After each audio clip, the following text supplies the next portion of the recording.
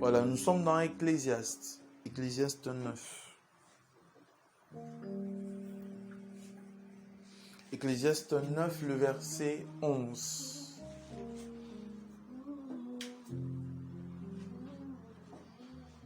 Ecclésiaste 9, le verset 11. Je lis dans la version Nouvelle Bible Second.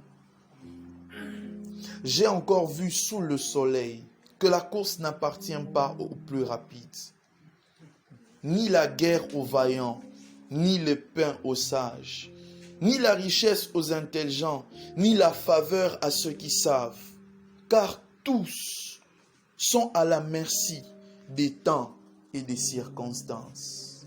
Alléluia, alléluia.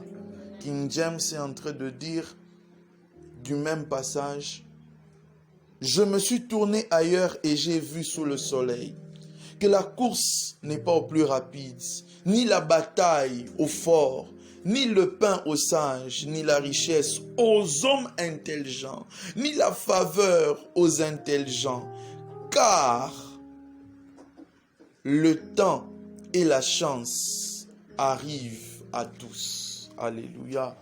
Le deuxième texte que nous lisons, c'est Daniel 2.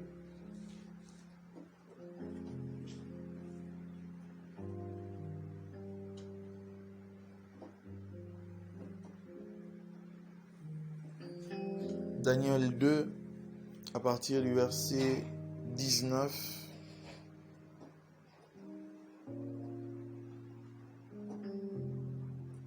La Bible dit dans Daniel 2, 19, « Alors le mystère fut révélé à Daniel dans une vision pendant la nuit.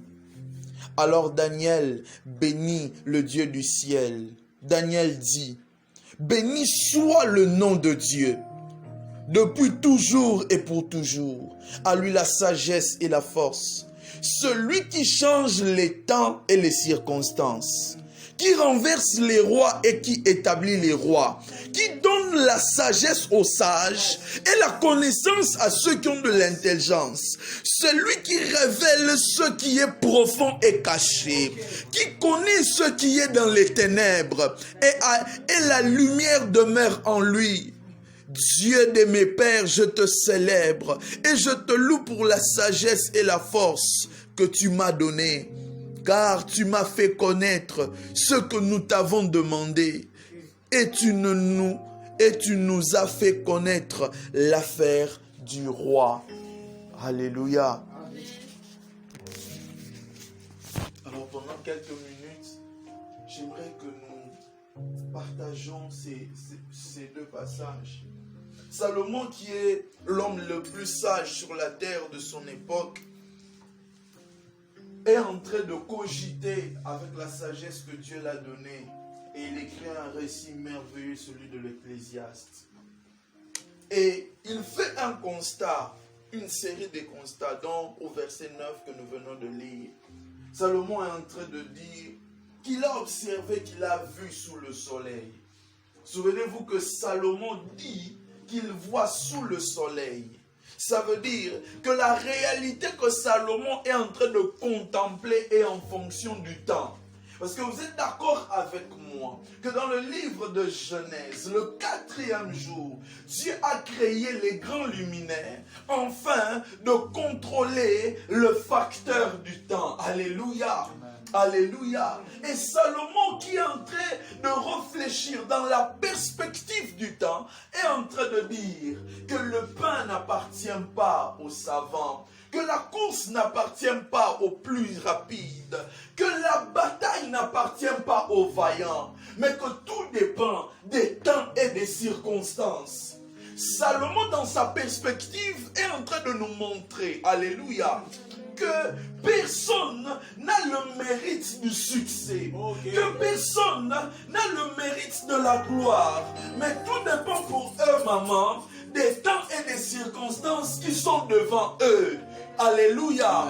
N'avez-vous jamais vu un homme qui n'est pas de cette nation-là, qui est venu comme esclave, qui est même allé en prison, mais qui a terminé comme premier ministre? Cet homme n'a jamais hésité. Dieu. C'est un fils de berger. Alors que l'histoire nous apprend que c'est en Égypte que l'on a trouvé l'algèbre pour la première fois. Un homme qui n'a aucune connaissance mathématique, mais est devenu un premier ministre dans un pays qui ne contrôle pas. J'aimerais dire à quelqu'un que réussir dans la vie n'est pas fonction du diplôme. Amen. Alléluia. Amen. Je t'encourage d'étudier. J'aime étudier et je continuerai à étudier. Mais je sais que malgré mes études, ils ne me qualifieront pas. Tout dépend de la faveur des temps et des circonstances. Alléluia.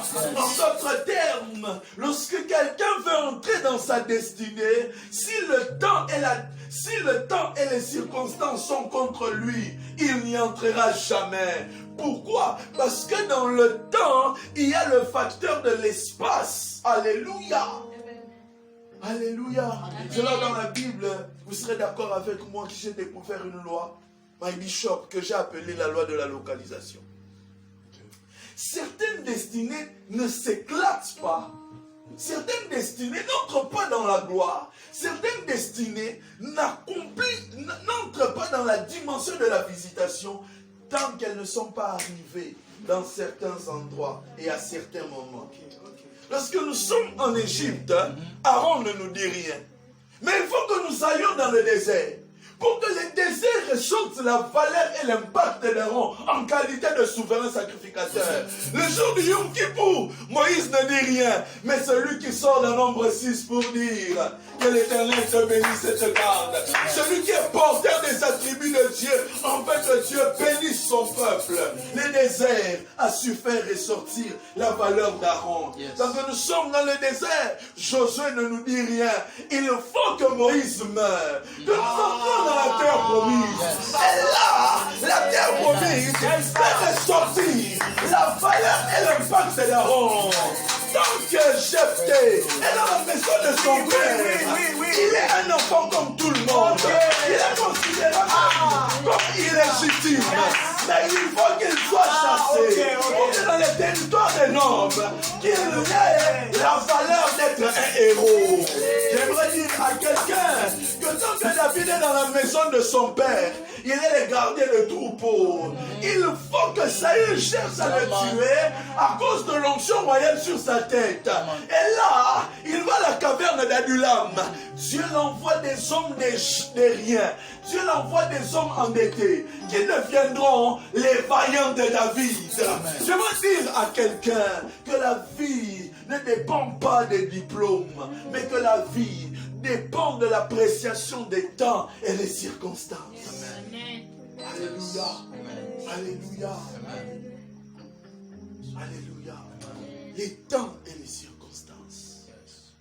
Même si je suis né comme Esther, sans avoir vu mes parents, tout dépend de la complicité des temps et des circonstances. Vous êtes d'accord avec moi, my bishop, que la beauté d'une femme est contemplée en plein jour, n'est-ce pas? Une femme, sa beauté est remarquée en jour.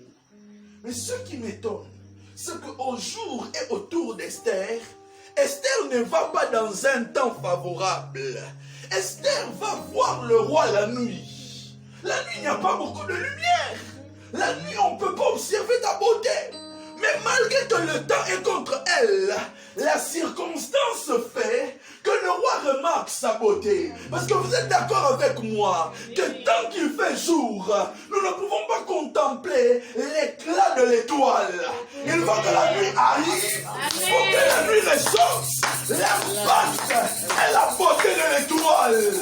Je prie que les temps et les circonstances te soient favorables. Que les temps et les circonstances te soient favorables. J'aimerais dire à quelqu'un que le temps qui a disqualifié certains a qualifié d'autres. Alléluia. Alléluia.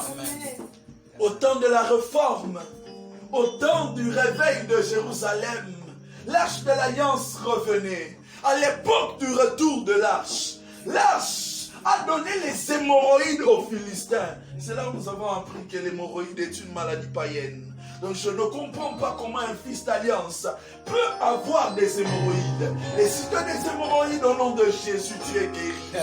Alléluia. Alléluia. Lisez votre Bible. L'hémorroïde, c'est la maladie des païens. L'hémorroïde, c'est la maladie des païens. Pourquoi? Parce que l'hémorroïde est la frappe de Dieu des personnes illégitimes en sa présence. Ah, c'est là ce qu'on a fourni au mémoire. La Bible est en train de dire dans la loi de Moïse que la Bible est en train de dire que tout incirconcis qui prendra la parole en présence de l'assemblée de Dieu devra mourir par lapidation. Un jour, dans 1 Samuel 17, David vient dans la vallée de Soko. Nous sommes dans le territoire de Juda. Or, Juda signifie louange. Un jour, dans le territoire de la louange de Dieu, l'exclusivité de Dieu, un géant se lève. Il est un incirconcis. Il parle contre l'armée de Dieu. Lorsque David vient, David se rend compte que c'est trop d'honneur de le tuer avec un épée. David va appliquer la loi de Dieu. Il va chercher les pierres qui va renverser les géants. Et j'aimerais dire à quelqu'un que ce texte est en train de nous montrer un principe, que ceux qui occupent illégitimement la présence de Dieu sont frappés. Alléluia. Et lorsque l'arche vient chez les Philistins ne sont pas légitimes d'être dans la présence de l'arche. Voilà pourquoi Dagon est tapé. Voilà pourquoi les princes sont tapés. Voilà pourquoi le peuple est tapé. Et si Dagon est détruit, depuis la queue jusqu'à la hanche, jusqu'à la tête, jusqu'aux pieds, les Philistins, eux, sont frappés d'ulcères et d'hémorroïdes. Alléluia. Mais l'arche qui a frappé les Philistins, l'arche qui a tué Uza, est le même arche qui a béni Obed-Edom. Et le même arche qui a béni Obed-Edom. Je suis venu dire à quelqu'un que ceux qui disqualifient les autres peuvent te qualifier. Alléluia. Que là où les autres ont échoué, tu peux réussir. Pourquoi? Parce que l'échec n'est pas une suite logique. L'échec reconnaît la voix de ceux qui n'ont pas Dieu. Alléluia. Alléluia. C'est le constat de notre ami, de notre frère, de notre grand frère Salomon. C'est ce que Salomon est en train de nous dire. Je loue cela et j'acclame cela. Mais Salomon, il y a un problème. La réalité que tu es en train de dépeindre, tu as bien dit sous le soleil. Or, tout ce qui est sous le soleil, my bishop, subit la loi du changement. Tout ce qui est né sous le soleil subit la force de la corrosion. Voilà pourquoi sous le soleil, il y a la naissance, la croissance et l'extinction. Alléluia. Amen. Alléluia. Tout ce qui se manifeste sous le soleil subit l'influence du temps. Maintenant, le Seigneur, en décrivant ta destinée, n'a pas voulu que ta destinée subisse la loi du temps. Qu'est-ce que le Seigneur a fait? Le Seigneur a précédé le soleil en écrivant ta destinée. Maintenant, lorsque le Seigneur est entré dans le temps, le Seigneur se dit, je ne veux pas que lorsque je serai en train de te parler, que le soleil dise, je l'ai vu naître. Voilà pourquoi la Bible nous dit dans Isaïe que Dieu a écrit ton nom dans sa main, afin de ne pas t'oublier. Pour que lorsque le soleil voudra imposer un temps ou une circonstance autre que Dieu veut pour toi, que Dieu présente sa main en disant, le nom de ma fille est ici. Tu n'as pas le droit d'influencer la destinée prophétique que je l'ai donnée. Alléluia. Alléluia. Je veux te dire, il n'y a aucune parole d'homme qui peut renverser les paroles que Dieu a prononcées dans ta vie. Alléluia. Alléluia. Est-ce que quelqu'un écoute cela? Est-ce que quelqu'un entend cela? Est-ce que quelqu'un croit à cela? Qu'il donne un amen à Dieu. Amen. Alléluia. Ça, c'est ce que Salomon nous dit. Et j'aime Daniel. Pas parce que seulement moi-même je m'appelle Daniel. Mais j'aime aussi Daniel. Daniel est en train de nous montrer maintenant une vérité que Salomon n'a pas observée. La Bible est en train de montrer dans Daniel 2 qu'ils sont devant un impasse, une situation sans commune mesure. Vous savez, dans l'expression des dons, c'est facile lorsque quelqu'un a un rêve et qu'il te demande l'interprétation. Mais dans le cas de Daniel, le roi a un rêve qu'il oublie lui-même. Il demande qu'on lui rappelle le rêve et que l'on interprète le rêve. Et il dit que si vous refusez de faire ça, il va tous tuer. La Bible dit que Daniel prit ses amis, un peu comme dans une soirée comme ça. Ils ont supplié le Dieu du ciel. Ils ont invoqué le Dieu du ciel. Or, lorsque vous prenez le livre de Daniel, qui est écrit en partie en hébreu et en araméen, le nom de Dieu, l'attribut de Dieu le plus cité, c'est le mot Elohim, c'est le mot El Elyon. El Elyon signifie le Dieu très haut. Lorsque vous lisez le livre de Daniel, il y a un accent particulier sur les dieux très hauts. Parce que le Dieu très haut, c'est le superlatif de tout ce qui doit exister. C'est le superlatif de tout ce qui doit être connu. C'est le superlatif de tout ce qui est fort, de tout ce qui est grand, de tout ce qui est puissant. Alléluia. Et Daniel est en train de prier avec ses compagnons et Dieu les répond par une vision. J'aimerais dire à quelqu'un que souvent la réponse à ta prière est une vision. Ah oui.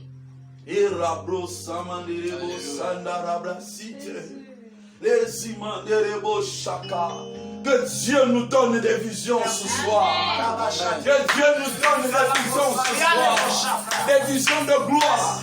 Des visions divines, des visions de percées, des visions de victoire, des visions de victoire, des visions de triomphe, des visions de gloire. Alléluia. Et Daniel est en train de dire, dans sa prière, que la sagesse et la puissance appartiennent à l'Éternel. Là maintenant Salomon s'étonne, il dit, oh, ah bon? Oui, Salomon. Il existe un Dieu dans le ciel qui change les temps et les circonstances. Ça veut dire que si pour Salomon, les temps et les circonstances bien-aimées sont une fatalité de la vie, pour Daniel, il y a un auteur qui dirige les temps et les circonstances à sa guise. Et cet auteur, c'est Dieu. Aïe, aïe, aïe, aïe, aïe, aïe, aïe, aïe, aïe, aïe. Daniel est en train de nous apprendre que le maître des temps et des circonstances, c'est Dieu. Daniel est en train de dire que c'est Dieu qui établit les rois et que c'est Dieu qui les destitue. C'est Dieu qui donne de la sagesse aux sages et de la science aux intelligents. Alléluia. C'est Dieu qui donne de la force aux vaillants. Alléluia. Amen. Alléluia. Ça veut dire que les temps et les circonstances sont les plus grands serviteurs de Dieu. Merci.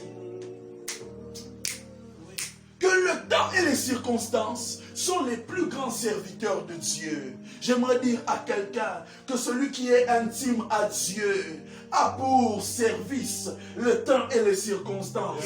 Même quand pour les hommes ça ne sera pas favorable, puisque les temps et les circonstances sont au service de Dieu, ils travailleront en ta faveur. Je dis à quelqu'un que les temps et les circonstances travailleront en ta faveur. Maintenant demande-moi pourquoi. Maintenant demande-moi pourquoi. Maintenant demande-moi pourquoi. Depuis la création, depuis la fin de la création, vous êtes d'accord que Dieu est entré dans le repos, que Dieu ne travaille plus. Mais il y a une particularité. Dieu ne travaille que lorsqu'il s'agit de sa parole, car il est derrière pour l'accomplir. Et Dieu a besoin de deux ouvriers que l'on appelle le temps et la circonstance. Oh, Rabo Chamane, Rabo Saka. Je suis en train de voir Dieu faire venir dans ta vie des temps favorables, des circonstances, opportunités, qui est en train de te faire entrer dans ta destinée. Je te vois voyager selon les temps et les circonstances de Dieu. Je te vois te marier selon les temps et les circonstances de Dieu. Et si quelqu'un entend ces choses, je te vois aller à la télé selon les temps et les circonstances de Dieu. Je vois quelqu'un qui entre dans cette parcelle que l'on appelle président, selon les temps et les circonstances de Dieu. Oh, je suis déjà dans le prophétique. Je suis déjà dans le prophétique. J'aimerais dire à quelqu'un que tu vas rouler des voitures que tu ne pensais pas, selon les temps et les circonstances de Dieu. Père, qu'il te plaise de nous révéler ton réma pour la vie de tes fidèles.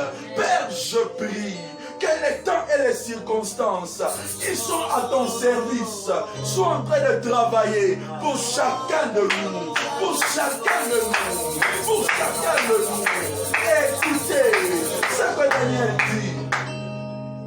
Daniel nous renseigne que si Dieu est le maître des temps et des circonstances, c'est parce qu'il fait une chose. Il révèle ce qui est profond et ce qui est caché. Il révèle ce qui est profond et caché. Il révèle en faveur du temps et ce qui est caché en faveur des circonstances. J'aimerais dire à quelqu'un que lorsque Dieu veut te bénir, il fait venir les circonstances enceintes de ta bénédiction. Il fait venir les circonstances enceintes de ta bénédiction. J'aimerais dire à quelqu'un que certaines adversités sont enceintes de ta gloire. Je l'ai dit quelque part avant de venir ici. My Bishop, je disais à l'assemblée que lorsque Dieu te bénit, il te donne des ennemis. Demande-moi pourquoi. Parce que les ennemis sont les épices de la sauce de ta gloire.